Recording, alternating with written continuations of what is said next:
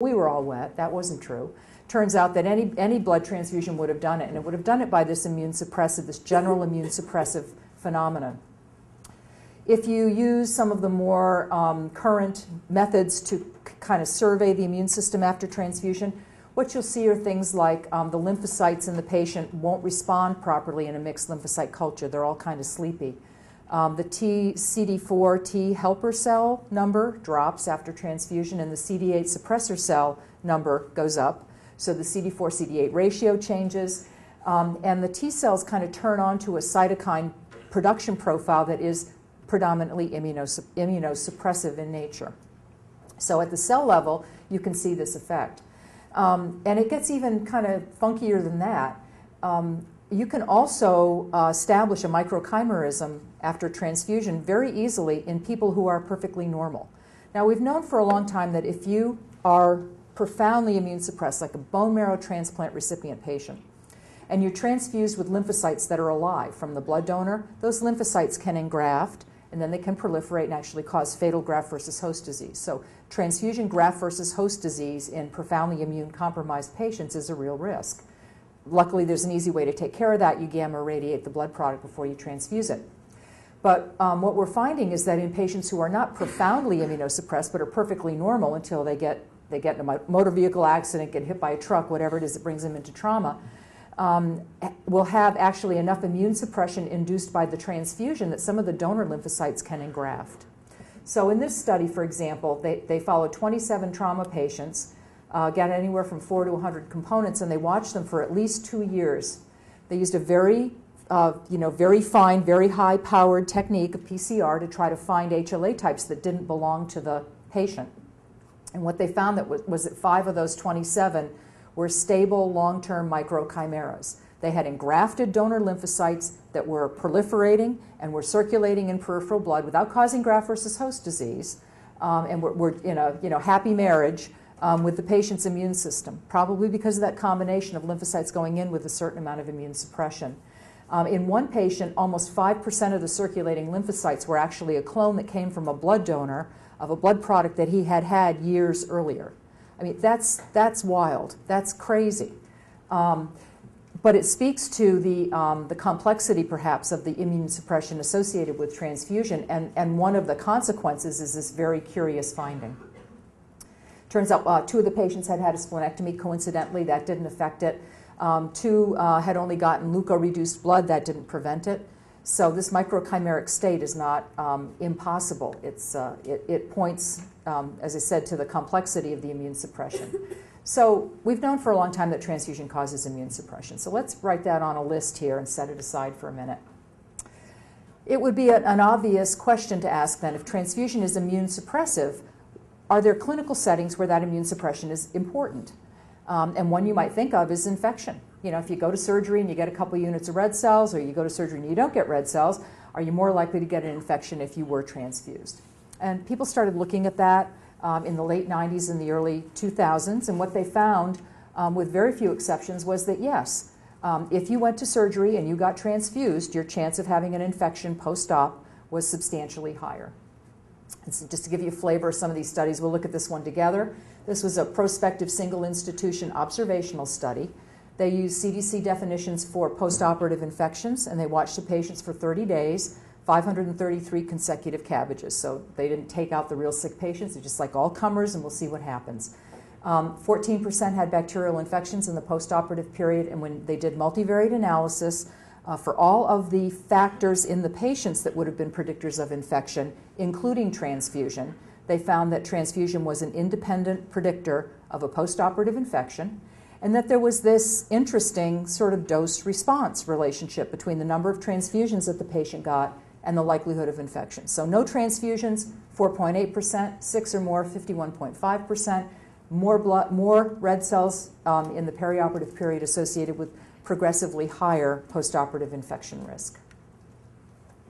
Here's a second study done at a level 1 trauma center, looking again at serious infectious complications, pneumonia, bloodstream infections, wound infections.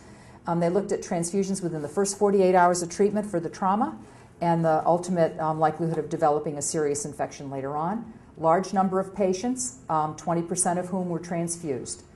In this study, transfusion was the only independent predictor of infection. And again, there was a linear dose-response association. If you got more transfusions, you had a worse time than if you got 2, you did worse than if you got 1. No transfusion patients had 7.6% infection rate, and interestingly, a 3.6% mortality, which was substantially lower than the transfusion group. 33% infection, 11.7% mortality.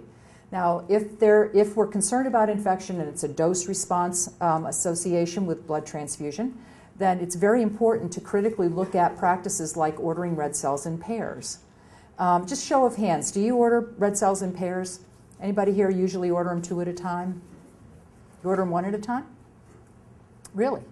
I'm impressed. We always ordered them 2 at a time prior to the introduction of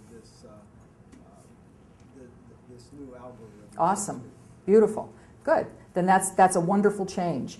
My experience is that most practitioners order them 2 at a time, and I think that had its roots in the 1970s when they were giving blood at hemoglobins of 10 and 11 grams per deciliter, and somebody said, look, if you only got 1 unit, you probably could have done without that 1 unit. So let's pick on single unit transfusions. And it's one of those things where you got to ask when you start something what the response is going to be. So if you start picking on single unit transfusions, it might have eliminated them or done what it apparently did, which is just kick everybody up into ordering red cells in pairs. If it's a linear dose response, 2 units is worse than 1. So what you need to do is stop it and just do what the patient needs. And if what the patient needs is 1 unit, they get 1 unit. And without prejudice, there's no reason that is more likely to be unnecessary than is the 2nd unit when you're giving 2. I see a lot of patients where they have an indication for transfusion of 1 unit, but they get 2 and then they overshoot the hemoglobin objective. So if you're converting back to ordering single doses and checking where you are before you go again, fantastic. Oops. What's this about? That difference in the mortality between 3.6%, 11.7%. You might say, well, the infection rates are really different, so maybe that was infection. Maybe those were deaths from infection. Actually, they weren't. They were deaths from things like MIs, renal failure, stroke, a whole family of very interesting complications that just happened to happen more in the transfusion group. People started paying attention to that. They were studying for the effect on infection. They were seeing a substantial difference in the mortality rates with and without transfusion. So transfusion is associated with increased infections and surgery and trauma. That goes on our list. Let's take a look at another study. This is a retrospective case analysis of isolated CABG procedures, no valves, done up at Cleveland Clinic over a 7-year period. They had almost 12,000 patients, of whom half were transfused. Transfusion rate of 50% for a single CABG is about norm. That's about par for the course. And in fact, they were looking at morbidity and mortality, so not just infections. The mortality in the transfused group was substantially higher than it was in the non-transfused group. And again, it was a dose-dependent relationship with a big jump once you got to 5 units. Patients that had even 1 unit of red cells, so just like in the recovery room, he's looking a little poopy, 1 unit of red cells, had a 77% increase for postoperative mortality after adjusting for the variables. The odds ratios, after they corrected for all of the other variables that they believed would be affecting the rate of infection, the rate of death, the rate of other perioperative morbidities, you can see what the odds ratios are for various complications. For each unit of red cells transfused, there was an incremental risk of neurologic morbidity, predominantly stroke, cardiac morbidity, predominantly MIs in the postoperative period, serious infection, prolonged ventilation, and acute renal failure. They didn't mince words. They said, and this is back in 2006, transfusion of red cells was associated with a dose-dependent risk-adjusted increase in everything they looked at, and their conclusion was you should do everything you can to avoid transfusion in CABG patients. Period. End of discussion. They were very impressed with the association after all of the correction that they did still with a whole family of postoperative morbidities and ultimately mortality.